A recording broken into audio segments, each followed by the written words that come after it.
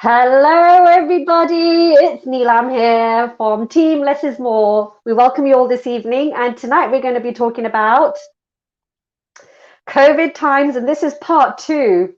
You notice, can you all hear me? Shall I take this off? I think I will take this off since I'm indoors and it's safe. Okay, so welcome everybody. It's really great to have you all on here for the second part of our COVID times. And today will be a really interesting talk because we've now managed to get quite a few guests, and I'm going to go through them very individually as much as I can and as quick as I can, and then we can move on to more of the chunky stuff that you all are looking forward to hear. So let's start with, my team. You've got Danny. Danny, give us a wave. And you have Paula. She's give us a wave. Amazing tech there. Okay. And we now have with us, we've got Pierre Henry. He's a DJ, bachata, dancer, and teacher. Give us a wave, Pierre. Thank you. We have Jessica McLeod. Give us a wave, Jessica. Jessica is a doctor of virology and is really excited to looking forward to hear what you have to say, Jessica. So thanks very much for joining us too. We have Sam Sleek. Everybody knows Mr. Sam.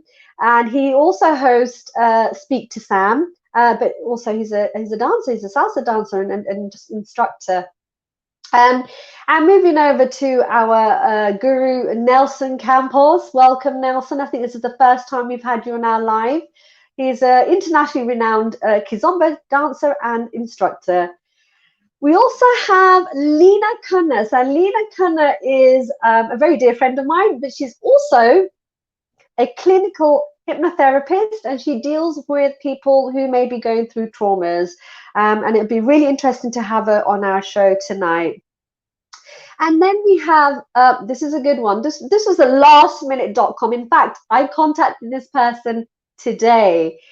We have Mo Flavor. Now, why is Mo with us? Well, let me tell you, he is, drum roll, he is guy who is actually under a trial for vaccination. So he's literally taken the vaccination for COVID, and he's going to be telling us about his experience so far, what he calls, I think, phase 3 of COVID vaccination. So I want to say welcome to all of you. Thank you for joining us. We'll try and get through this as quickly as possible. But before we start,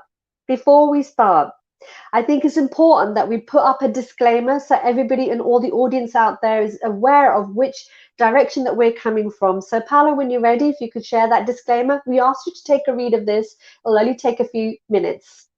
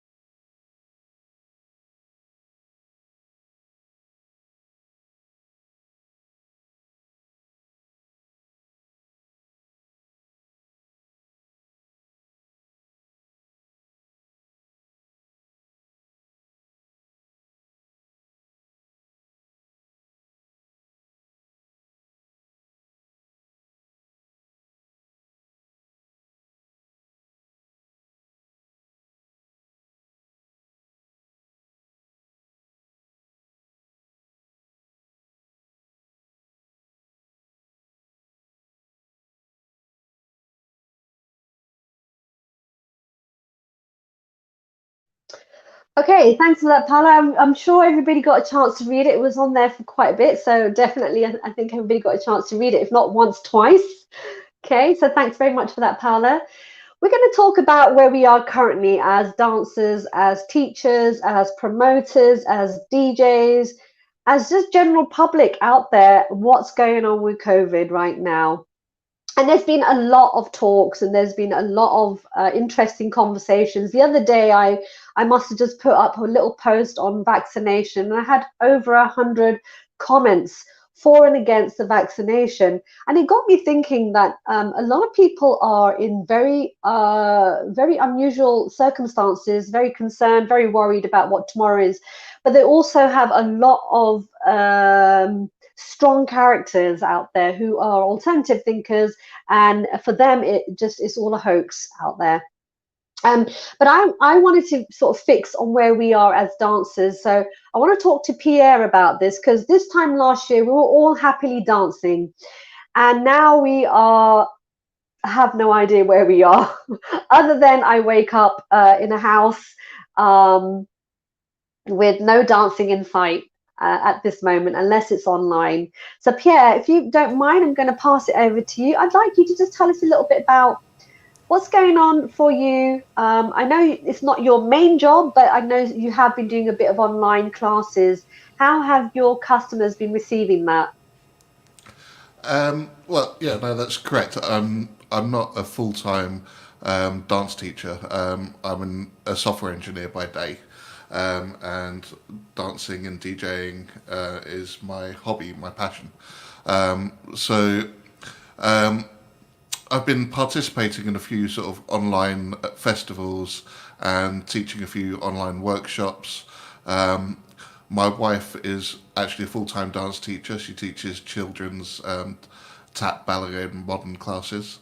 So she's been teaching online as well. So we've had to dedicate our dining room to becoming our new studio.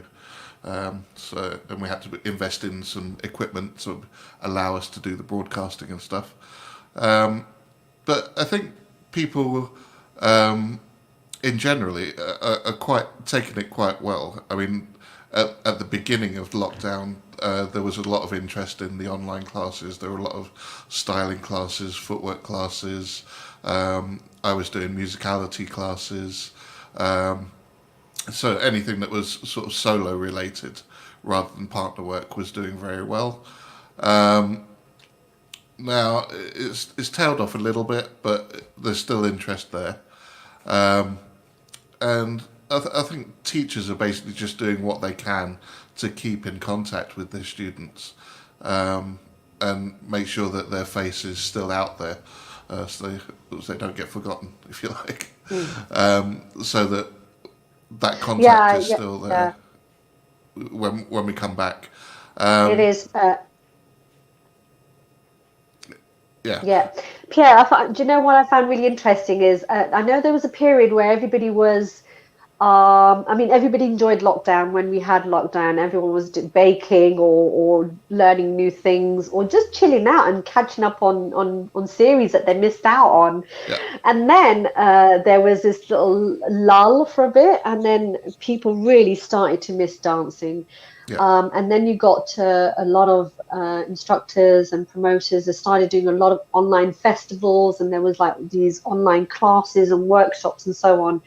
And I thought, this is wonderful. This is really, really great. But it's now progressed to people going out and having huge parties in the park. And I know there's been a couple of those events. What's your understanding about all of this, people going and partying in the park? Is it what we should be doing? No.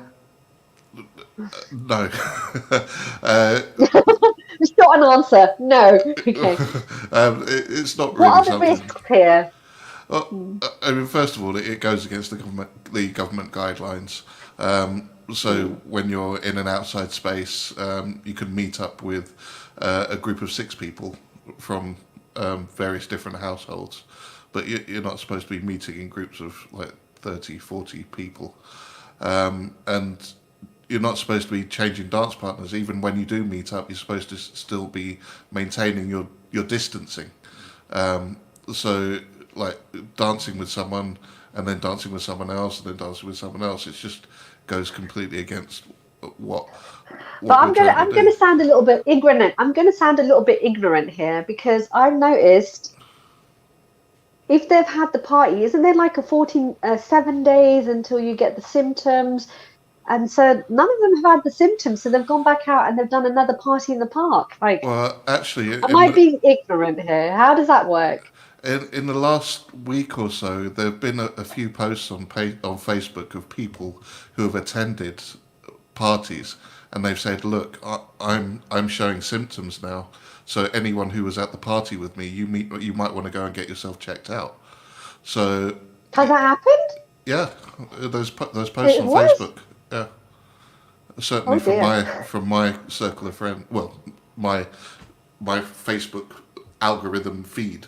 There's definitely people on there who are saying that they've got symptoms and asking people to go and get checked out.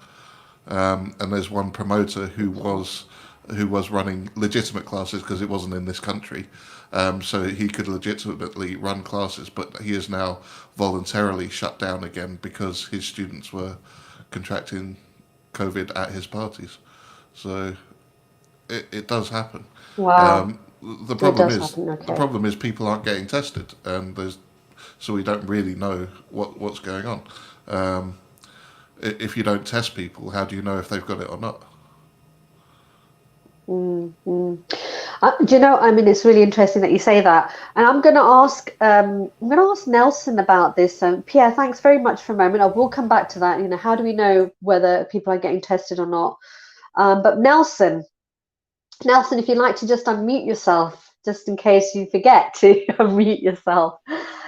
Nelson, so your life is as a Kizomba instructor. That is your full-time job. And it's been for you to travel all over the world teaching Kizomba and Semba and Afrobeats to people who want to learn. How has it been for you in these times? It's quite challenging for me, not only me, for people like us, most of instructors actually, but for myself, it's been very challenging times. And then we try to figure out what can we do as a instructors to keep things going, and then to keep our students, connect with us as well. And that's the reason why I did several online classes just to keep going. But it's very challenging because for partner dancing, it's difficult to have a couple which are friends or whatever in one place. Usually, if a partner live in one house, it's okay. But friends live in different places. To put them together is very challenging to have a partner class. For solo, it can work out a little bit, but for partner, is a challenge. I spoke to many other teachers. It's very challenging to put everybody together.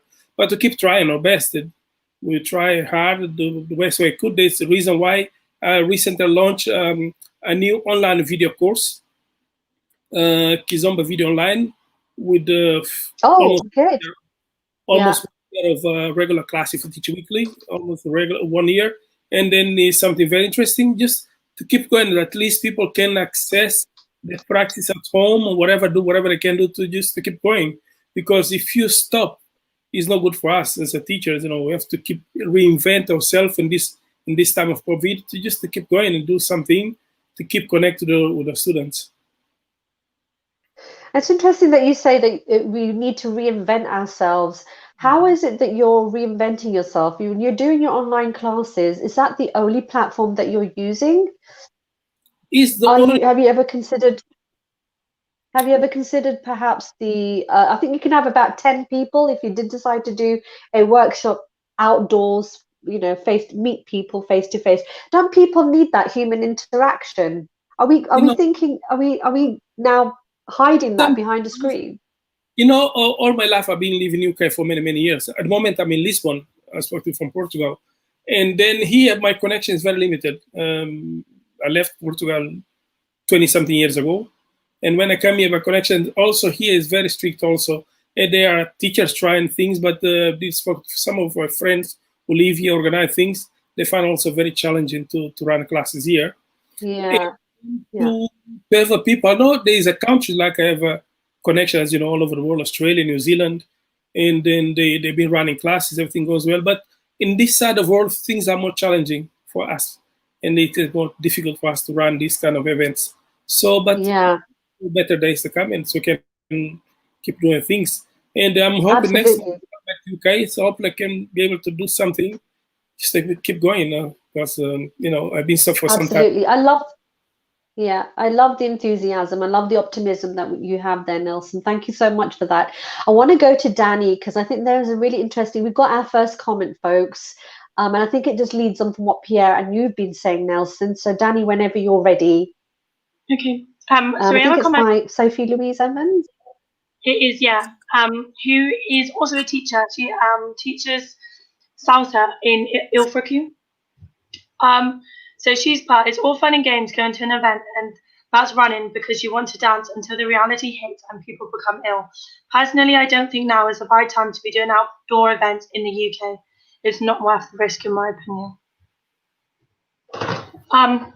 I guess it's a very interesting one because obviously we are allowed to do events for a certain amount of people, but as Sophie says, she doesn't think it's really worth it. So Nelson, what would you say to that? Do you think it is worth it or not? Sorry, say again. I cut a little bit. Say again. Sophie's saying she doesn't think it's worth the risk of doing outdoor events, even though we are technically allowed to right now. What do you think? Now, I think it's worth to try. You know, we have to try different ways, but of course, you have to follow the guidelines. The safety is a priority for everybody else. Wearing the mask or whatever, the alcohol gel, we have to keep trying the best we can do to keep things going. But I know, for example, I have one of my students who teach now lives in Auckland in New Zealand. They was running class suddenly because of incident, everything stopped again. So now it's a very challenging time because let's do it, let's go positive, let's do it, and then due to circumstance, things suddenly change and then we have to stop, you know. But I think nothing like try, but in the best way can do it, manner, and wearing mask or whatever can do to keep everybody safe. But we have to keep trying. We cannot stop completely. We have to keep going. It's a master. Sorry, folks. I just threw myself out of my own live stream. Wonderful. Thank you so much, Nelson. But I could hear what you were saying, so thank you so much for that. Danny, thank you so much. That's a really interesting point there. I think Pierre had his hand up while you were mentioning Sophia Louise's comment. And Pierre, what is it that you wanted to say? Please share. Thank you. Yeah, I mean, there are some promoters who have started running indoor classes as well, and there's one promoter in Nottingham who's got their own studio, and they've actually gone through a very challenging process of making sure that the studio is compliant with all the measures. They've marked out spaces on the floor. They've got the air conditioning filters upgraded. They've installed hand sanitizers. They've installed one-way systems through the building, and that type of thing, just to help people come back and get some degree of normalcy. But they're still only running solo classes rather than partner work classes. I think our issue is that partner work is probably one of the least desirable things for people to be doing right now, in terms of all the activities you could be doing, in terms of all the exercises that you could do, all the dances that you could be doing. Partner work is just the most likely way of spreading the disease, unfortunately. Okay, that's good. So also, can I say something? Yep. Yeah, go ahead. Go ahead. What it says, Pierre, because is what's happened? You can create the safest environment possible in your dance school for partner, but imagine that for some reason somebody went out, attend your class, all good, went out for some reason, catch, let's say, the disease for somewhere else. So when they're gonna start thinking, oh, he was dancing, or he or she was dancing in the class, or the part, everything end up in this circumstance. Okay, partner dancing together. So this is why it's very challenging for us teachers to create this partner dancing environment, whatever safe as possible. But it's very challenging for us. We have to think twice the risk we can take if things happen. If it happens in the studio or outside, they will always connect because it's been dancing in the studio or whatever. So it's very difficult for us in terms of dancing partner dancing. No, I agree 100%. So I was just going to ask them, Pierre, do they have like some kind of a liability on this? Is there a liability insurance on this? What happens if someone contracts that in that in that indoor class and then decides that they're going to now, I don't know, have it out with that teacher? You Yeah, I know, how does mean, that work? Does anybody answer that? Sam, you look like Sam, you're laughing. You probably look like you got an answer to that. Please come on. I don't know. To be honest, I think most of the dancers in the scene at the moment, which is like when I say most of the dancers, most of the teachers don't have a liability insurance. And this is a sad thing to say. So if anything happened, then that would be a really big deal, especially if you did it indoors. If you did it outdoors, the responsibility of the dancers because they say they're all adults. But the reality is, regardless of what the decision of what's right and what's wrong, there is always going to be people that don't give a shit and they want to do the wrong thing. And there is some people they want to do the right thing. And there is an in-between people that they're frustrated with the right thing to do. So they want to do a little bit of wrong without thinking about it. And I think in the long term, that affects the dance scene. And this is the thing that people don't see. The more people we have dancing at the moment, the more likely we're going to be in lockdown for a longer period of time. Because again, most of the dancers we have with the bachata, kizomba, salsa, whatever, we all come from a huge different backgrounds. So there's some of us are doctors, some of us are cleaners, some of us. So we actually have a part in every part of the economy. And plus, some of us maybe they might be living alone, but again, we get in contact with a lot of people, whether neighbors, friends, in the coffee shop. So if the dancers don't do their parts, and especially, and this is the part when I say the teachers have the responsibility to be aware, to be to spread the good, the right knowledge. I know everyone is frustrated, like most of us as teachers or promoters or whatever, we're frustrated. We have events that didn't happen and we lost a lot of money in the first couple of months because we already paid for events and artists for and events that actually didn't occur. But we would rather take responsibility and be at loss for now, and because I think that will help us to get back to dancing sooner. But I don't think everyone thinks the same. Now it's up to us to try to do our best to keep it within that. I think Jessica has a reply to that. I just want to say I absolutely agree with you. I think we need to be responsible and not be irresponsible about this. Yeah, and the thing is, it's really hard to be responsible these days because, again, realistically speaking, there is a lot of people go to dancing because it's their only way of letting steam out. And this is, I think, a psychological debate because, like, do you want to go out or do you want to stay in and not see the people that you want to see or just not do the thing that you actually, because, like, some of us use the dancing like a gym for some others. Some people go to the gym every day. So if they couldn't go for a week, it becomes like really frustrating and it has a huge psychological effect. Now, dancing is exactly the same, even that with a wider, I think, environment with a wider audience. The problem is because of it, and most of our dancing is actually partner dancing, and we always dance in closed locations. So, like, for Sam, example, it's really interesting. It's really interesting. You mentioned that there's a psychological effect to this.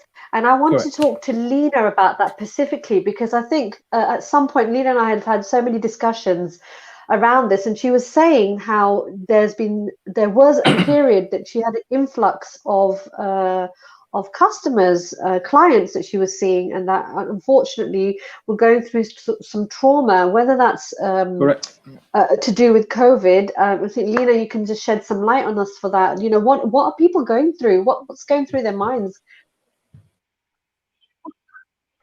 Absolutely. I mean, this is a really difficult time for a lot of people, but what does dance mean for people? It's a form of release, like you said. It's a form of expression. It's a form of getting away from the mundane life, work, home life. People want to just go out, and that's their way of releasing all the stress that they have in their lives. And now that's come to a stop. They don't have that now. They don't have the hobby. They don't have the social interaction. They don't have the exercise that could have been their only form of exercise that they love to do, because not everyone likes to do other things. Dance is important on many levels. Yeah, absolutely. And what it does to your mind, what it does to your body, we know it's all connected. And my interest is very much around the dance, the mind-body connection in this. So if you take something like that that's so important to people, it's going to do psychological damage. They're going to feel more stressed. They're going to feel way worse. And this is what I found very much so. I was getting a huge influx of clients at the beginning of the lockdown because their lifeline is being taken away from them. So it's understanding like what this is doing to them. It's not just dance. What does the dance mean to them? It's more than just dancing. It's their expression. That's really it's interesting you say that, everything to them. Lena. And You're it's gone. totally right. I mean, the other day I was having another conversation, and I constantly do this. I'm always having conversations with people just to kind of make a check. Where are we? And we've all got our followers. We've all got our learners. We've all got our friends. Everybody is going through the same thing right now. This is a universal thing. This is not just, you know, pigeonholed to one area. And what was interesting is that people are coming up with all sorts of theories around this. Do any of you feel that perhaps we've just been thrown away from the government to say, well, look, here's a little vague outline of what it is that we want you all to do, but the rest is up to all of you? And has that played a part in it, do you think, Lena, that, you know, we're kind of just thrown out there? Yeah, it's from the government. Absolutely. I mean, people are trying to do the right thing, but it doesn't always work in practice, because the thing that they're asking them to do is such an important part of their makeup. It's so important in their life. So, you know, a lot of therapy is based around helping people to do the things that they love to do, to bring them out of a shit time, you know, out of trauma, out of like difficult parts of their lives. But that's been taken away and they can't do that anymore. So then it's, what can they do? So it's not unexpected that not everyone follows exactly what they're meant to do. It's understanding what's really going on behind this. You know, it's what's the replacement? Yeah. What is the, you know, what's the balance? Yeah, I want to touch on that with you, Lena. I want to come back to you. Pierre's got his hand up, but I want to come back to Lena, because what do people put in place that can help them mentally to probably get to an even balance, to some, I know I use the word normality quite loosely, but you know, what is that sense of direction? I'll come back to you on that one, Lena. Some really fine points there. But Pierre, you have your hand up. Do you want to say something? Of course you do. Yeah, it's just because I've been speaking to a lot of people about this, and they've been saying, look, I need to go dancing. I need to get that fix. Like, I agree with them, because like I've been dancing practically every day for the last 15 years, and being at home, it's having an effect on my physical health. I put on weight. It's having an effect on my mental health because I'm not interacting with people, and it's also having an effect on my income. Because even though it's not my full-time job, it's still part of my income and my wife's income. So it's having those three effects on me. And the more people go out and dance, the longer it's going to take me to get back to my normal. So I can't go out and just dance for the hell of it, because that wouldn't be responsible of me as a promoter or a figure in the dance community to be doing that. So, yeah. But see, I think this is where the conflict is. You know, I mean, in my home, both of my parents are high risk, vulnerable, and that really restricts me from doing many of the things that I've enjoyed in the past. But I've understood that, and what I've done is I've tried to compensate it for many other things, which has become quite interesting. Like, I've gone into live. I've never would have thought to do live. I've created a team. Less is more. There's many things that I've started to do for my own sanity. So, Lena, what would you do if somebody doesn't want to go back to dancing online and they want to, what are the suggestions? Maybe I can hear from all of you. What suggestions can we give our audience to what they can do other than baking? Because I think we're all done with baking. Yeah. One thing I want to say is that the kind of dance that you're looking at is interactive dancing. So it's not singular dancing where you're just dancing alone. I think a big part of this is having a partner to dance with. And that again connects to the social interaction, that you feel like you know, you can, it's a sense of community. It's a sense of touch. Touch is important. We don't realize how important touch is. I mean, I go back to sort of some of the work that I do with trauma work, is understanding the value of touch. And that, you know, from the moment you're born, you're soothed by your mother's touch, you know, and that's a big part of why touch is important to our whole sort of psychosensory response. And dance is a part of that. People don't realize, like, it's, you know, that does do something on a very sort of subconscious level that helps people. Absolutely. So it's difficult because that's now been, there's less touch involved. So what is the balance? Do you dance alone? Like, you know, I'd like to know when you're doing classes online, how does that work? Are they couples doing it from home?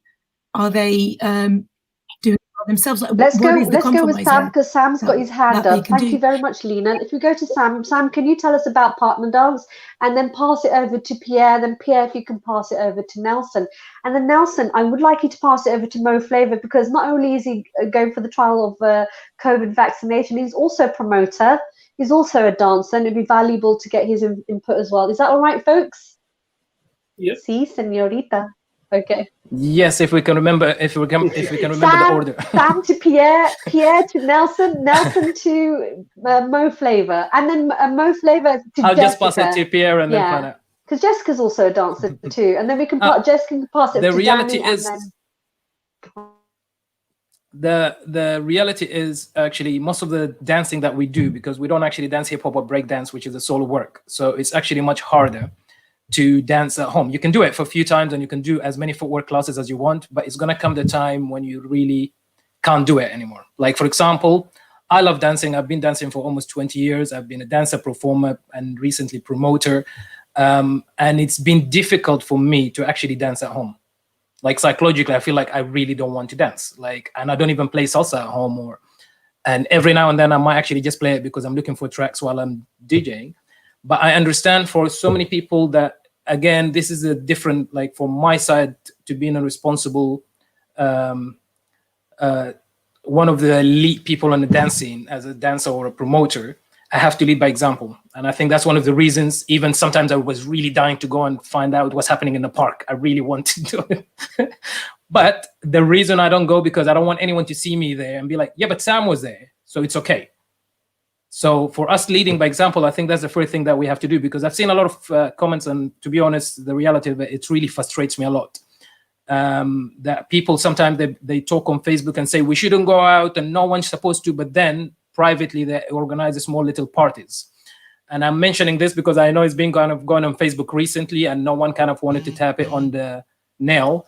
But the reality is some people do. Okay, don't be a hypocrite. Don't say, don't do it. Don't keep yourself quiet. Do your parties, but don't come on Facebook and say. Yeah. Yeah, I just want to make it clear, because we did put a disclaimer at the beginning, but I just want everyone to know out there, as in the audience, we're not here to solicit what you guys decide you're going to do. All we're doing here is laying down the facts of what can happen, what are the ramifications of us meeting and going out. It is ultimately that promoter, that teacher, that dancer to do whatever they want. We're not here to solicit that. I just wanted to make that clear. But Sam, very useful points there. Can I just, I know I said I was going to jump over to Pierre, but can I just jump over to Mo Flavor to just talk about that for a second on his take with that? Mo, if you'd like to come in. Well, I agree with Sam about the fact of dancing needs an interaction and to be together for socializing while dancing. But let's talk about the pros of having online classes right now. Look, I see online classes as a way to enhance yourself more as a dancer, but at the same time, it will open for the dancers. I'm not talking from an artist perspective right now, from the dancer himself, to get in connection with instructors he only traveled to see in congresses worldwide. Like, for example, I know Nelson, people follow him when he goes to festivals. So these people will have the chance, for example, to learn from Nelson from the comfort of their country or the home they are in right now. Yes, it's hard to have the connection and social life that you feel when you are dancing. But again, let's see it in a positive way. Like, the world is changing right now, and everything is going through the digital means and digital media. And sooner or later, we need to follow this, like what happened through CDs, DVDs, and then its files, MP3s. We need to follow the trend that's going and try to use this trend for our benefits as dancers, as instructors who also, and artists which is their means of living and their source of income. Like, again, this is regarding online classes. As for social dancing right now, I believe it's safer even if it's going to be taking long time to return back to social dancing. But it's better be safe than regret it later on. Like if we go back to history, to the Spanish influenza, Spanish flu, it took them 2 years to be safe and return back to normal. So for me, practice at home, be with your partner, do whatever you can to reshape yourself, then come back when everything is fine and we know the measures required for your safety in dancing, then it will be open for everyone. That's very sound advice. Nelson, I know you've got your hand up, but I'm just going to pass it over to Danny because we want to have a good balance between our audience and yourselves as guests. So I just want to honor all of that if I can. So Danny, you want to take it away? Okay. So we have a couple of comments that have come in. One from Hillary saying that she's actually been in the house. She doesn't work. She's been in the house for 5 months now, so she's not been able to get her dance fix. Where we were talking about online classes as well, she's only done online social interaction, which just isn't the same, which I think all of us can agree it's not the same to just talk with or follow a lesson online. But then I also want to pick up this comment, and I hope I say this right, from Zilla. She's put, we're dealing with the unknown. We don't know whether you can get the virus a second time when you already have antibodies after having COVID-19. My mind is split into one part wants to dance as I think I'm immune and I'm safe and would happily wear a mask. I'm so in need of socializing, it's affecting me mentally. The other part is that I'm scared to take the risk. It's grossly unfair that dancing will be the last sport to come back. She says on a personal note, it's unfair because her husband has gone back to tennis. I think it's very interesting this because I think my personal thing is that also as dancers, I think if we can promote safe practice, then why can't we? So I have to say that I have been one of these people that has been to dance. So, but if we are practicing it, if I'm practicing it safely and so is the other person, I can't see really much of an issue. Also, when I go to work and I am in touch with customers, what's the difference? If that makes any sense. What is the difference between that, me being near a customer and me being with someone when I dance? Over to Sam, you've got something to say? To be honest, the reality is being near a customer is someone that will pass you for like 2 to 3 seconds. And most likely you're going to actually take enough space between you and them. Coming to dancing, apart from the contact, we have so many particles coming from sweat, breathing heavily in front of each other. So that cannot be compared by passing a customer who's wearing a mask that you're just going to hand in something or they take something and they walk away. And the particle that actually on the air that can affect us even more, especially if someone is already sick and came on contacts. Plus the dancing, especially if we're dancing outdoors, we're in limited space. So it's easier to pass everything within like 10 people in a matter of like seconds, because like by the time the song finishes and I say hello to the next person, each one of us will dance with someone differently, which basically we kind of rotating partners. But every partner that we dance with, they're going to go to another venue and dance with say 5 to 10 people. And this is how the spread, and I completely understand is a lot of people say that, like why people can go to gym but not dancing. I can imagine like people, they're doing hip hop or break dance because they do solo dance. But when it comes to partner dancing, I think we have a higher percentage of infection within like one dance event or one dance night, really more than we can have. Sam, it's really interesting. Yeah, it's interesting you're talking about percentage. I'm going to go over to Jessica because there's points that some of the audience have mentioned about the antibodies. Can we get it again if we've got the antibodies? Are we at the risk of giving it to someone else then? So Jessica, I think this is a really crucial time for you to come in. Do tell us a little bit about, will we get it if we've already got the antibodies to give it to someone else? Does that mean we're immune enough that we won't give it to anybody else and we can go out dancing? Please help us out here. First, I want to say that you just need one particle and it takes 1 second to get infected. So it's a risk, it's a high risk. And there are different levels of risk. If you have a contact with a person that is 1 meter far away from you from a person who is dancing with you. Of course, the risk is higher if you're in constant contact. And as Sam was saying, with more contact and different types of approaches, you increase the risk, right? So you should try to avoid any high risk situation. And if you are with a client or a customer, you should try to be 1 meter away, or try to find a way to be far away, and your employer should be really taking care of that, which is very important kind of rule Jessica, to follow right now, and it's part of the government Jessica, it's just 1 second, just 1 second of being a droplet of any kind. A droplet will give you. It takes somebody coughing on your face or somebody talking, and these droplets will get into your face. It takes 1 second for the droplet to get into your face, and you just need one virus that will infect your cells, reproduce, and you're infected. Yeah, this is a virus that infects quite in a high rate, so it's quite dangerous. That's why it's a pandemic right now. Can't we just dance with our we should not masks on freak out then? because there's a way to control it. It's good to have the face shield. I think that's a very good option.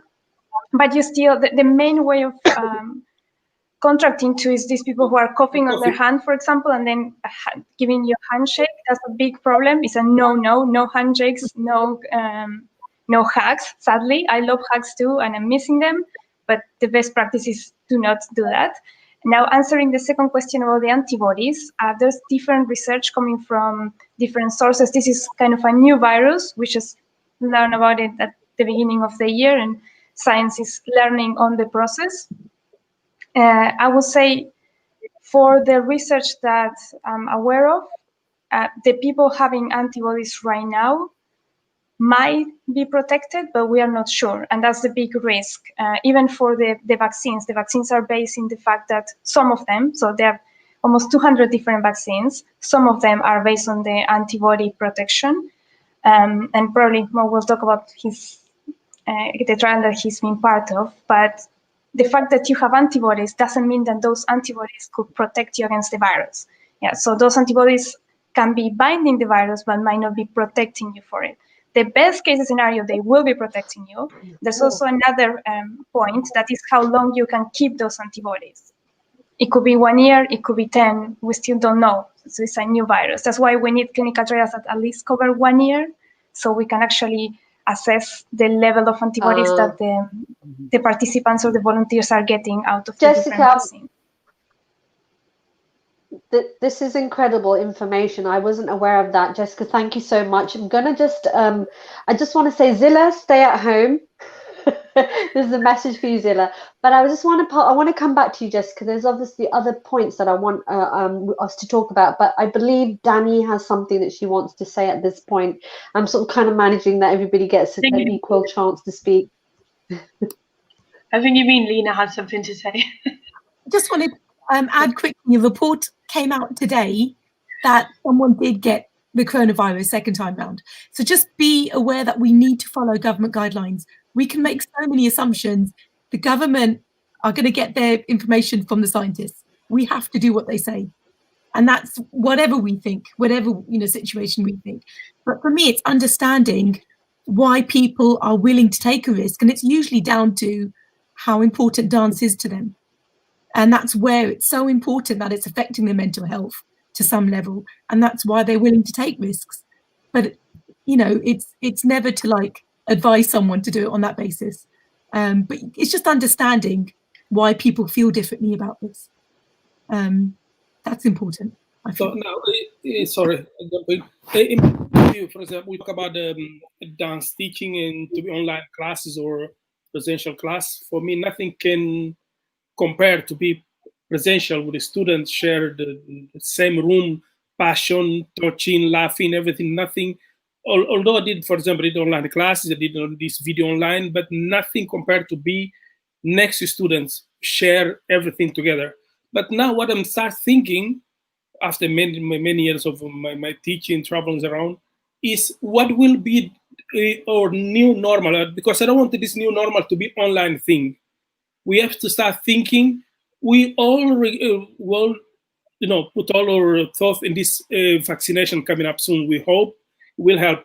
But what will happen after the vaccination? Will it be okay for these people to come back to dancing or not?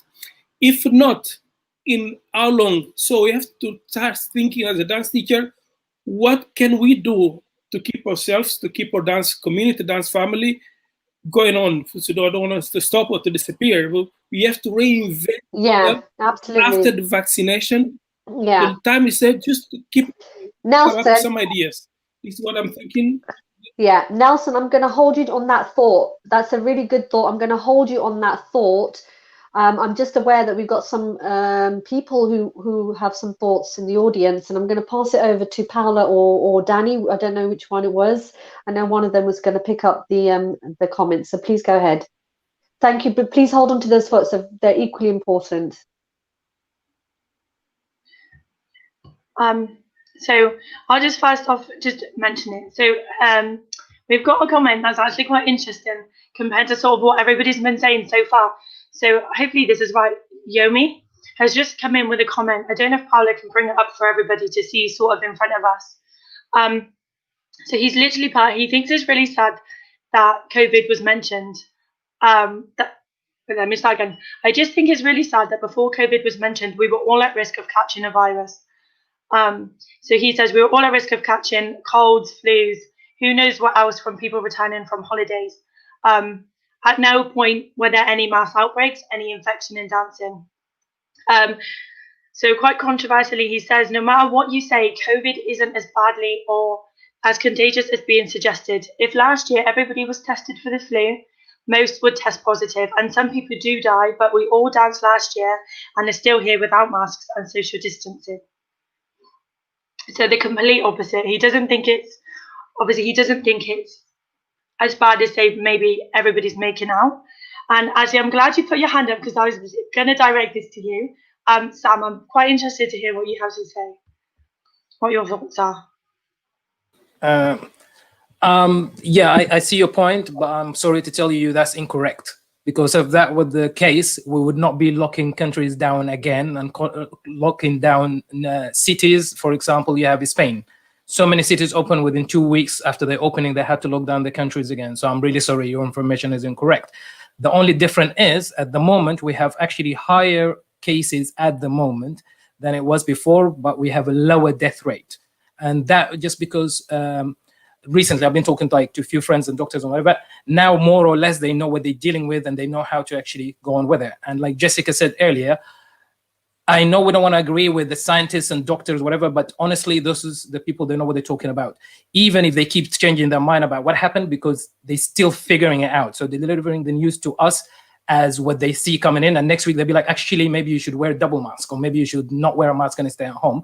But they're dealing with it. So we rather actually be safe than sorry. And it will make a huge difference if you have someone that you know directly, your immediate family got infected by the virus or died from the virus, because I think we're fortunate enough to not have someone directly in our family affected by it. That's why maybe we don't care as much. But I know so many people, even including in the dancing, that had people that passed away within their families.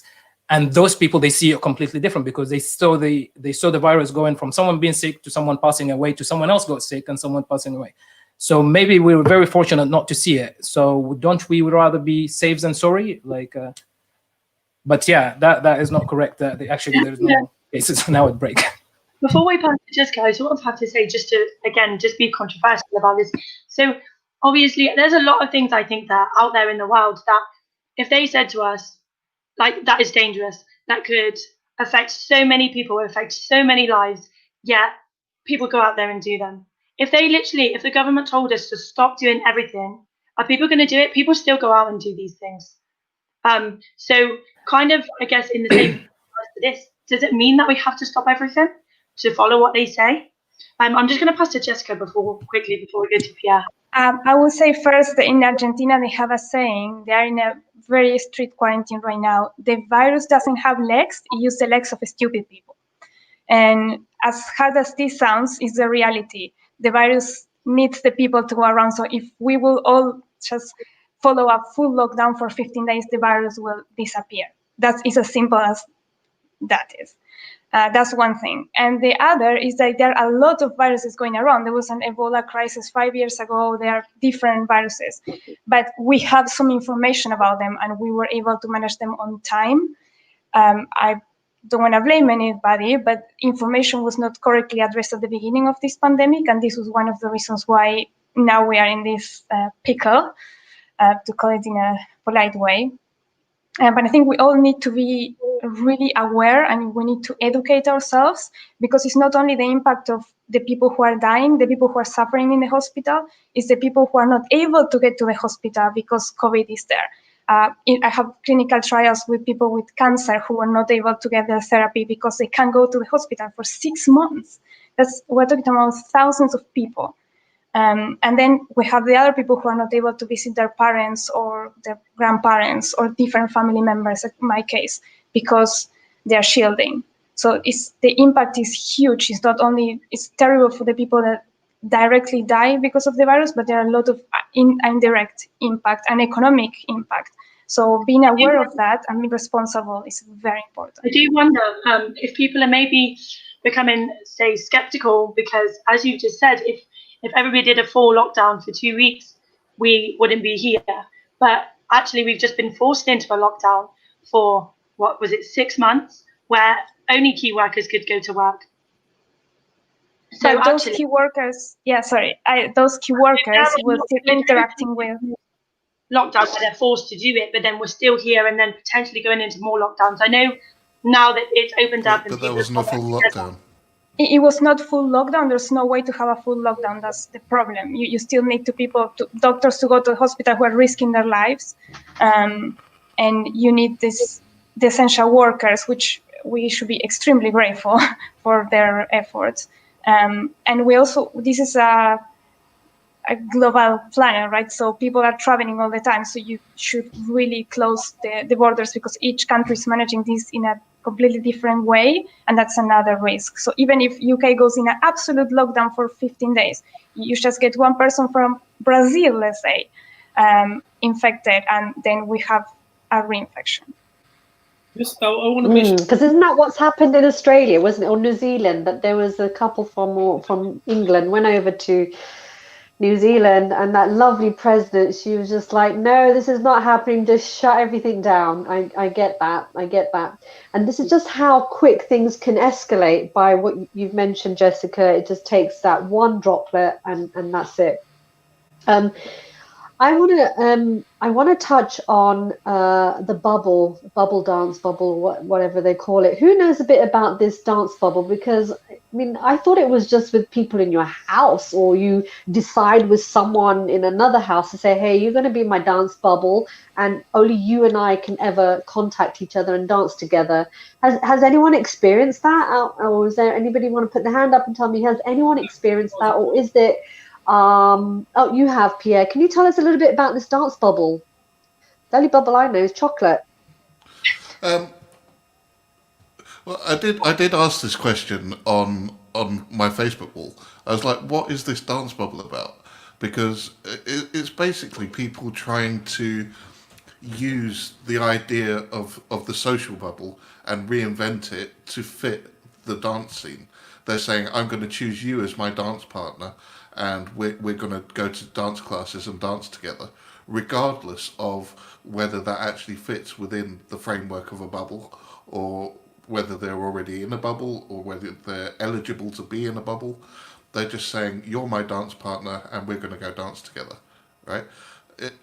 And this is what I was going to say before. People are in general just trying to push the guidelines as far as they can, and they're trying to reinterpret the words to suit their own situation. And the trouble is that the government has set those guidelines as far as it can within the confines of what the science is telling them, in order to kickstart the economy, but without raising the infection rate above 1. So if people are then reinterpreting those rules and going beyond them, they're actually pushing it further, and they're the reason why you get the spikes.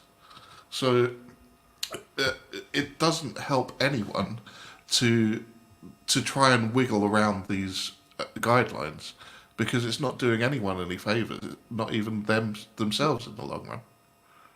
So are you saying that even the dance bubble is not a solution? It's not part No, of a solution then? no. No. Listen, and Sam, I know I want to come back to you, Sam, but I'm aware that Mo Flavor hasn't spoken.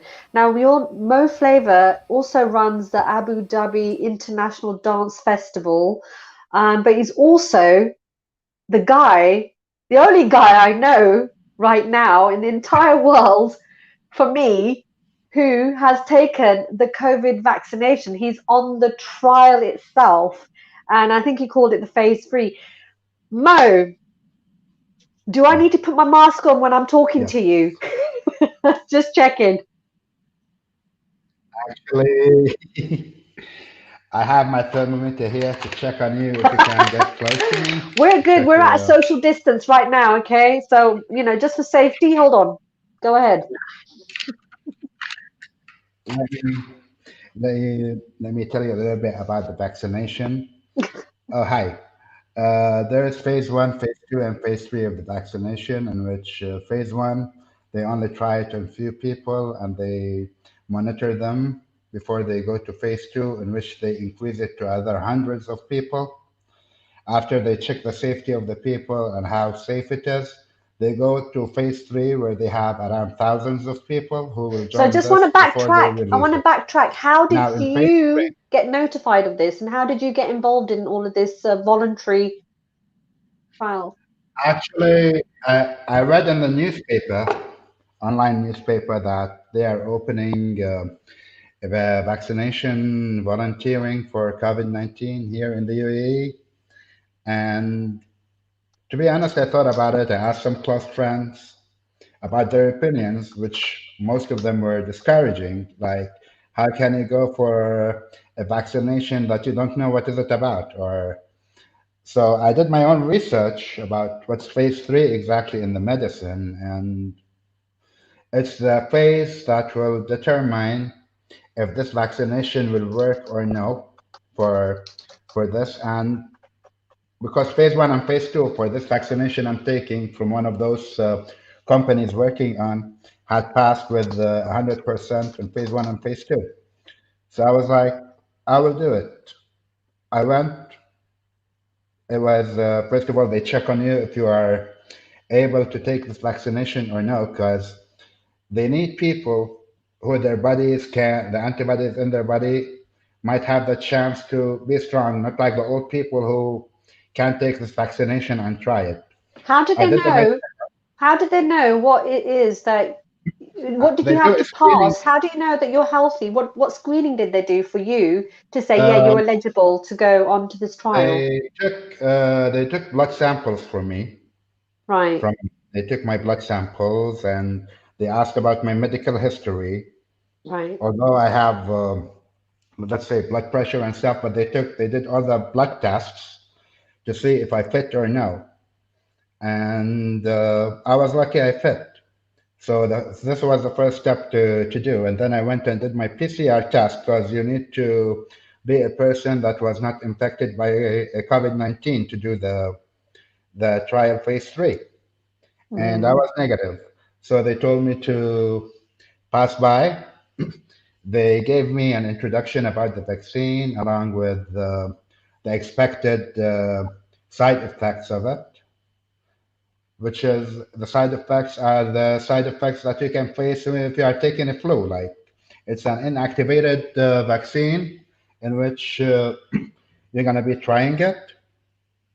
So people were like, before I took the vaccine, people were like, "Are you sure you're going to do it? You're crazy." I'm like, and they're like asking, "Why are you going to do it?" I'm like, "I'm going to do it to help you and to live."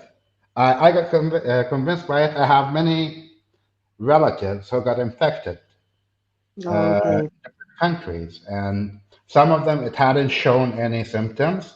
The others, they were having bad symptoms from it, and this made me stronger. Like, I might have a chance. Let me do it. Let me see how this will be. How this will benefit my relatives. Like, I have my father and mother who are old enough, and I'm afraid of them.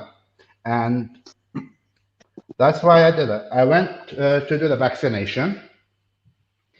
The vaccination actually is not just a part of you take the injection and that's it.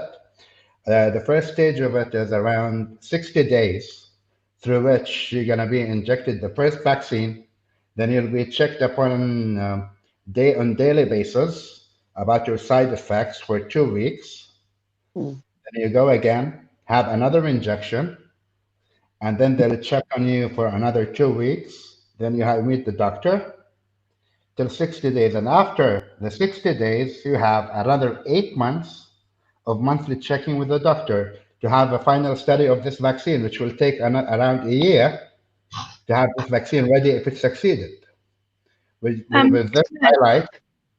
No, just quickly, that seems like a very long time. I just wonder if they've told you anything about reinfection. So we had that question earlier about if you can contract it again. And I believe Lena said there was a report that somebody did get it a second time. Did they know anything about this? Are you taking a vaccination to potentially just get it again? Or as far as they know, you'll never get it again? Let me tell you one thing for sure they told me about, that the virus itself is, I don't know how I can explain it medically, but it improved itself in a way that there might be a slight chance that you can get infected again with it. But at the same time, regarding the vaccination, they take the second time vaccination, they'll take also your blood and compare the results with the first time they took the blood with you to see how your antibodies in your blood reacted against the vaccination. And they track us by having a mobile application through which they know where we are. And we have this mobile application here in the UAE where it shows like in this area they got... Is that the track and trace? Yeah. Is that the track and trace that they call it? Yeah. The one that everybody over here in England's like, no way, we don't want to be tracked or traced. No one's going to know if I'm going for a Haagen-Dazs. I get it. Tracking trace. So we have this tracking trace to be able to monitor where we are. And if God forbid we got the virus, from where we got it and how our body acted with the vaccination in it. So we do the PCR tests on a weekly basis also. Sure. So, Mo, can I ask you a favor? Can I ask you, doctor, ask them after the vaccination, can we be able to dance closer to see if he's dancing partner? So yeah. we can get back to our when business. I took the brief, they told me this part, phase 3, yes, it will take 60 days from you and then another 6 months for monitoring you after the second vaccination. So from what I understood from him, it might take another year because this is the last phase before releasing it to the market if it succeeded. So we're still, please, Jessica. Yeah, I just want to say thank you very much for volunteering. I can share also the link to volunteer here in the UK, and worldwide there are almost 200 different vaccines. And when I mean difference, I like completely different strategies. Would you be able to share that information in our link at some point? That'd be awesome. Thank you. Absolutely. Yes, that would be fantastic. I have actually signed to volunteer. I'm waiting for the Oxford AstraZeneca vaccine, which is it's also going to phase 3. They have a successful phase 1-ish. They tested it with 100 people. And it's very interesting that your vaccine is an attenuated vaccine. This means that they took the virus and they made it kind of stupid, to call it in some way. So it won't cause any real symptoms in you. The vaccines, they're developing other types, are RNA types, which is the genome of the virus. Other ones are using other types of viruses that are called vectors. For example, viruses from monkeys that do not affect humans. And they add a part of the COVID, for example, one of the proteins of the surface. So your body will recognize that part and will generate antibodies against that part only. Okay. Yeah, so you're not being infected with COVID, you're infected with a part of the virus only. So that vaccine was also giving really good results. But it's good that you're walking the people through the process, just for people to see how in depth they take the analysis and the study of really checking on your health. And everything needs to be documented, and even the studies coming out of this needs to be peer reviewed by other scientists. So everything needs to be correctly regulated. And that's why clinical trials take so long, and it's a good thing in some way, because you don't want the bad vaccine to be out. You want something that is safe. You want something that actually works, and in the amount that actually works. So it's one dose, it's 2 doses, you need to be sure. And other important thing is the first phase and second phase normally are tests around with 100 people. With one genetic background, let's say, or ethnic group, and then they try to open this umbrella so it goes to different types of people, because we are different. So that's a very interesting thing of phase 3 that goes to thousands of different people and ages too. So far, the vaccines that I know have been tested from people from 18 to 65 years old, but it will be very important to see what will happen with 65 years plus. There's one Chinese vaccine which is actually venturing there, but it's a risky situation. Thank you so much for that, Jessica. It's really interesting information there. I think that's kind of brought it a bit to light about what's going on. I think, Mo, you want something to say? Please go ahead. Yeah, I just want to add something of what Jessica said. Like here, we write our daily symptoms and our daily temperature and our daily hourly, let's say, not just daily, in which hour, what happened with us, how our what's our temperature, what are our side effects, and we need to monitor it daily and report it daily also. Just I wanted to add to what she said. Thank you. Neelam, you're muted. Mo, yeah, sorry, Mo, I wanted to ask, are you isolating yourself from everybody while you're going through this vaccination itself? No, actually, No, they you're want just you going when you about your take the business? vaccination. Yeah. I take my precautions as any other human being. He takes precautions. I do whatever I want. At the end of the day, this vaccination needs you to be in contact with people. Although you take the safety precautions, but you need to be in contact with people in case you contracted the virus. They need to see this, how it's interacting with your body. You cannot just isolate yourself. Would you be able to put in the link? Someone's just asked very quickly who developed the vaccine. They've asked you specifically, Verid. Thank you so much, Verid. And they said which company. So if you can throw that into comments, that would be brilliant so someone can pick it up. I'm going to pass it over to Paola because she's got her hand. The vaccine I took it. Thank you so much. I'm going to pass it over to Paola. Paola, you got something to say, hon? Yeah, well, first I wanted just to start on the comment that somebody said about the bubble dance, and that that was still not safe.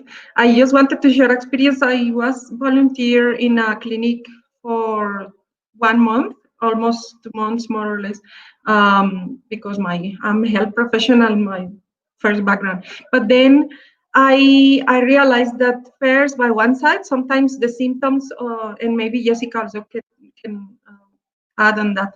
The symptoms normally are, for instance, where I live, are a bit that's something interesting I learned, that the symptoms that you can present here are not necessarily related to respiratory system. Can also be patients can come with gastrointestinal symptoms.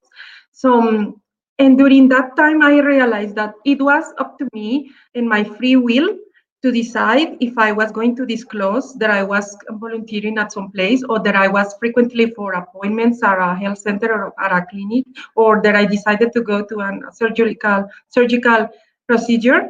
So like it was my free will to decide to stop going for physiotherapy when I needed or whatever, just to not expose or put myself or put other people in risk, including my husband. At some point, my family also got worried, and that's what's basically the main reason that I stopped volunteering.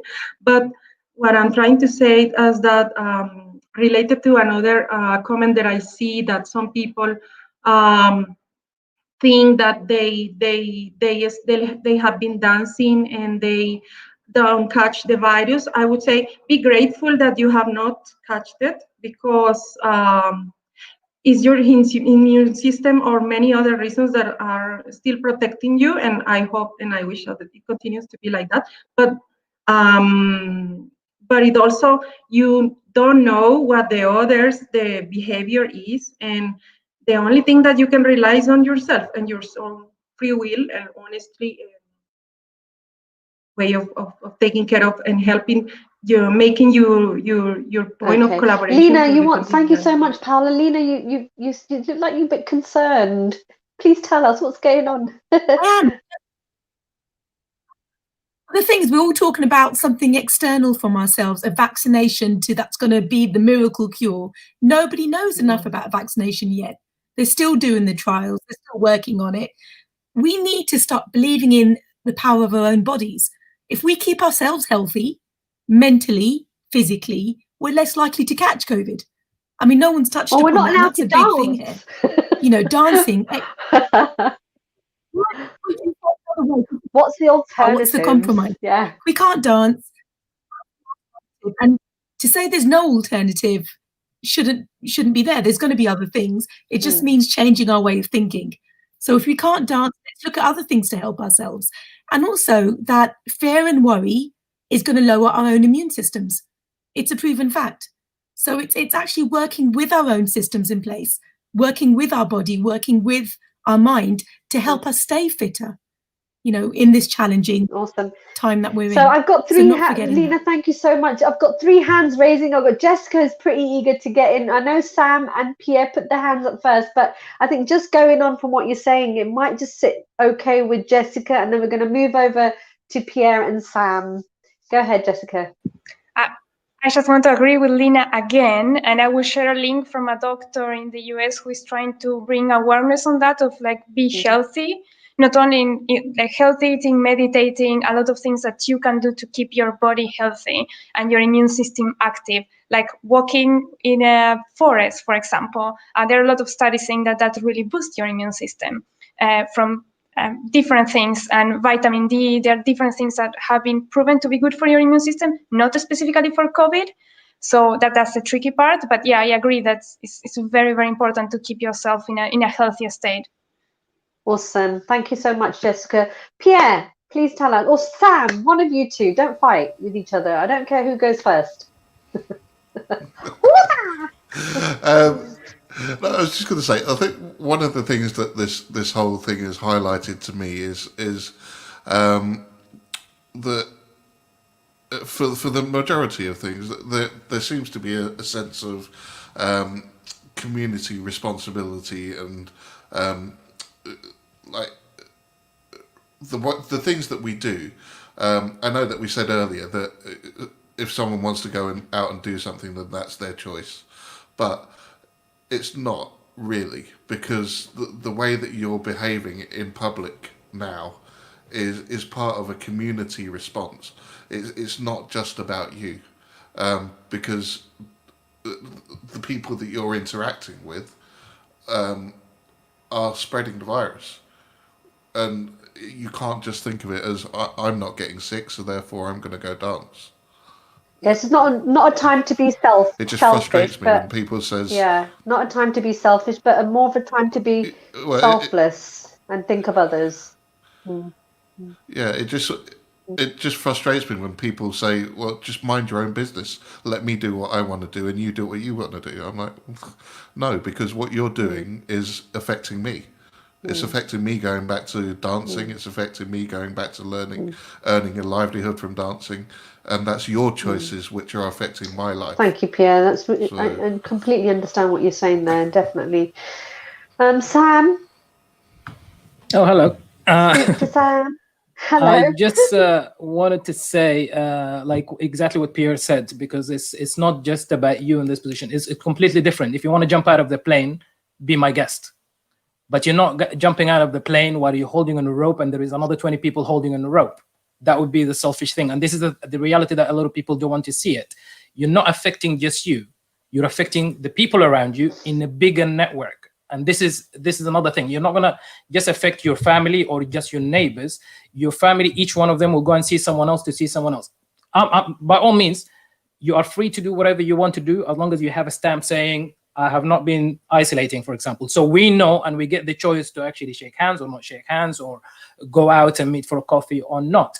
And I completely agree with Lena, because again, regardless of what it is, if it's a virus, bacteria, whatever, our health is the way we strengthen our immune system. It what counts, and that is mentally or physically. The healthier we are, the less likely we get affected by the virus in a bad way or as critical as other people. So I really recommend that. But on the other hand, I see like Yomi actually posted quite a few posts here, and I just wanted to go through one of them. And he said, you will only be able to dance socially when you're told you can by the government. If you think then that makes you safer, I really have no words. Yomi, to be honest, I really like your messages, because I think that will give us a point of debate. But I see it as simple as this. I might not agree with this. I might really want to go dancing now. But if it says by law is not allowed, then I'm actually committing something illegal. The same thing if they said to me like it's illegal to smoke weed. Even if I like it, it does not mean that I can actually do it and get away with it on the street. I have to do it like hiding somewhere on my room or in my neighbor's house or something. But if I did it on the street because it says illegal, it does not mean it's always right, but we just have to follow the rules. And at the moment, I think it's not, for us, it's not about the rules. Let's be realistic. In Canada. Our government has not really been very clear about the guidelines. Like we had an open guidelines, open for interpretation. This is the same as everything else. We have to use our common sense. If we really want to go back to dancing sooner, then I think we all have to stay together and do the same thing, because it makes it just easier for us to go. Absolutely. I get you, Sam. I think you might have thrown Danny off though. She's made a, she's got, I think must have been something you said. Danny, what was it? There was a baffled look. What you said is that the thing that I've just reacted to is just the fact that we've just said about, say, cannabis being illegal, but then said, so if you want to do it, you've got to do it hidden. I don't agree. That's completely going against what we've just said about that we shouldn't go in down with other people, because if people, because you're saying that it's the same, that dancing is illegal and smoking cannabis is illegal, so you wouldn't do either, but then you've just said that the people that will do it will go and do it hidden. So then they're going to do the same dancing. No, that's not what I meant. That's not really what I meant. What I meant is what we do. No, what I meant is when we do something and it says illegal, the law said we're not allowed to do it, then if we did it, regardless if it's right or wrong, there is so many things that like legally they're not supposed to actually be wrong, but they are wrong and we end up doing it. And it's the same thing like when people were talking before about, like, for example, racism. At some point it was legal. It does not mean it was right, but it was legal. So in this situation here, if you want to smoke weed or you want to drink and get drunk, that's your choice. It affects you. But if you're going to have a choice that affects other people, like I would think about it this way, and I think this is the simplest way to put it. If I have two streets, one of them it would take me longer, 10 minutes longer to get home, and the other one would take me direct within 6 minutes. But someone said to me, there is a gas leak that actually makes you pass out, or it might kill you, or you might actually carry it to your daughter at home or your brother or your... Would I mind actually taking that 10 minutes, even if someone lied to me, and then be like, oh yeah, someone lied to me. Oh, well, I'm here to actually laugh about it. Or would I try to go through that shortcut and take the risk? And in this situation, the risk is not about myself. I'm affecting other people. Like I'm one of those daredevils. You tell me to jump off a plane, I would jump. I try to try everything, and I normally say, if it's meant to be, it's meant to be. But not when it comes Sam, to being responsible toward the people around. Absolutely. So what I'm hearing from you, Sam, and you've raised some really nice analytical points there. But what I'm hearing is like each to their own right now. But let's just do this with safety. Let's just have some good measures in place. Use your common sense, which sometimes fails us at the best of times. Correct. Nelson, you had your hand up. Can we Yes. sorry, Pierre, I know you want to say something, but Nelson had his hand up. A big thank you to Mo Flava for taking part of these things, all of us, for humankind. And another thing is, what I'm thinking now is what will be the future for us dance teachers. This is very important. What will absolutely now rely on this vaccination, these things Mo is doing. We hope this will change the perspective. Everything will help in us. But we have to be bear in mind that how long will it take until it's back to normal, and then if everything back to normal, of no, how will it be affected or dancing? How will we manage ourselves in the future? So this is why we have to all start thinking as a dance teachers. How can we reinvent ourselves according to the times? Everything. So this is what we have to think about. But this is the ultimate question, isn't it? Really, it's like what is the prediction? What is the forecast? Where are we going to be in the next couple of months? Where are we going to be this time next year? Are we thinking? Are we forecasting that far ahead? I think these are the crucial questions that, unfortunately, I think at this moment we don't have all the answers. As Jessica pointed out, as 𝘼𝙪𝙜𝙪 has pointed out, they're all in it for the duration for now. But what's interesting is the things that we're presently doing are keeping people. They're keeping people sane with your online classes, whether we don't have any touch. I think Tone Patterson mentioned about maybe learning other things around the dance, other cultural things around dance, some information around dance, and there's lots of new activities that Lena mentioned, the alternatives about if we saw dancing as a physical contact, is there something in the of that same level or degree that we can actually do out there? And I know Lena has some wonderful exercises that can help people feel like there's been some physical contact and exercises that, Lena, maybe you could throw that in a link at some point. It'd be really useful if you can sort of mention the small exercises that we can do. Go ahead, Lena. Yeah, there's things that I can show you that can help you on a mental level that involve touch. So it's using psychosensory responses and techniques that you can do by yourself. So if you want to know more about that, just contact me and I can sort of explain. Absolutely.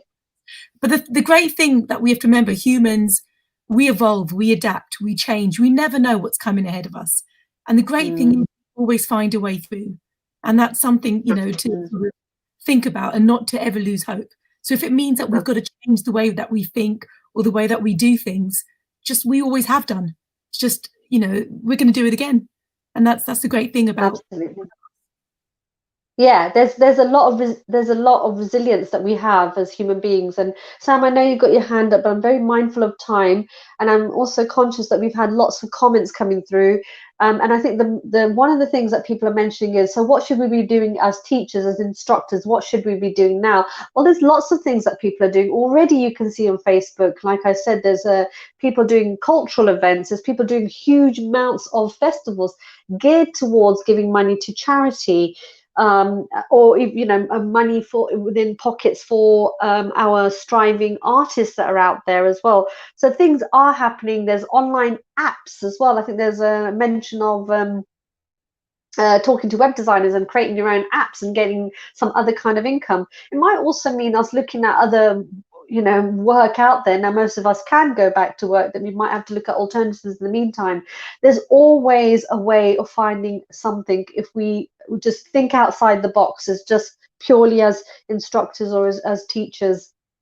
So I just want to say we have reached about, oh God, how long we've been here for about an hour and a half, and we did say we were going to wrap it up around an hour and a half. So I want to say, if there's anything that perhaps you, my guests, please, in particular, if there's anything that's been missing, feel free to put that in comments. I know, Sam, for you, I know you did have your hand up, but please, if there's anything you want to wrap up yourselves, feel free to put that into our comments, and any links that you want to share. That's always useful. That can help other people, propel them to other ways of thinking. I want to say a big thank you to Paula. Paula's always fantastic on the text. She's so patient with all of us. And I want to say thank you for Danny, who has been picking up the comments really well. So thank you very much. And I think it's a huge thank you to 𝘼𝙪𝙜𝙪𝙜𝙪, who, he's our guinea pig. That's incredible. We've actually got someone out there, who's going to fight that corner and hopefully, make something possible for all of us to get back to some normality. And Lena, thank you so much for all your insightful information around that. Nelson, Pierre, Sam, as always, you guys are amazing with keeping everything going on Facebook, and I've seen your work and the work that you continue to do. Everyone, Sam does Speak to Sam live talks as well. So if you don't know about Sam, do click on his page and follow him too. And Jessica, it's so interesting. I'm going to tell Jessica. Jessica came for me out of nowhere. There was a big argument on my Facebook for the pros and cons around vaccination. And then I got talking to someone who I know within the dance arena, and your name came up, Jessica. Now, you couldn't have come at a better time, so thank you so much for all your input, your factual input, that I think we can literally take a lot away from that. I think there's so many things there's been a lot of answers from what you mentioned for people who've had, or saying that they've got COVID or they've got the antibodies and they're not really sure now what's next for them. But I think you've kind of given it a good answers there. So thank you, everybody. If I missed anything, please forgive me. To the audience, if we missed out on your comments, please forgive us. We're really short for time. This is one of those very interesting conversations that at this stage there is no end to it. And, you know, we can continue this conversation. You're certainly more than welcome to carry on putting in the comments what you think, what you should be doing, any interesting solutions. We're always welcome to that. So I want to say thank you to all of you. Please don't go just yet. I want to also mention, just off topic now, so we're close down the topic of COVID. We want to wrap up by saying that the live talks that we do, these were part of our Less is More event that we do, the seminar that we hold each year in Lisbon, and we will be bringing back the project in May. I have no idea right at this stage if it's going to go ahead. I mean, that was the latest date that I could give. I'm hoping, fingers crossed, by the end of the year we've got some information. If any of you fancy to leave, the guests, you're more than welcome to leave, but it's just nice to have you here. It's just nice to see your faces. So for the rest of the people out there, just to let you know, the sales are going on. The sales are going on for come September. So if you are interested, please do sign up. It'll be really interesting to have you there. We do choreographies with new and seasoned choreographers and instructors out there. And then we have a whole day of seminars talking about all sorts of topics that are a concern for us within the dance arena. So thank you very much. I want to wrap up with a going out song. And now this going out song, I have to mention it. I heard about it today. There's 2 teachers in the USA and they've created a rap and it's called What's Poppin'? And it's gone viral. So if you haven't heard of it, now is the chance. So everybody, one love to everybody, one big hug to all of you. Thank you so much, Mo Flavor. Can you do this heart? Can you all do this lovely little heart for everybody? Okay, so thank you so much to all of you. You've been exceptional, really you have. And Paolo, it's over to you to sign us out. Okay, thank you.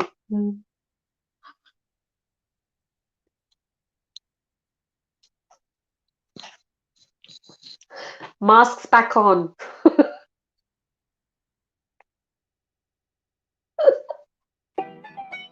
What's Miss Evans on the beat, so tap. You got options, but you better pass my class, no flopping. Gonna log in every day, every morning I'm watching. Yeah, we virtual and you know it's up, so we about to take it up a notch. Yeah, my role is the best, no comparing. We had to top our truth, no daring. CTA, E5, arts and sports. Man, I want it all to myself, no sharing. COVID-19 had a stress, but it's nothing. We gonna overcome that facts, no bluffing. Wear your mask, wash your hands, keep it safe distance, cause I really thought that a pandemic said something. On the South, we do more than rap. Doing all we can just to get you out the trap. Teaching up, lifting, motivating, and engaging our students, going straight to the top, no cap. Yeah. What's poppin'? No flopping, no stopping. We mopping. Yeah, net away, net away, net away, net away, net. You know Miss Evans don't play. Yeah.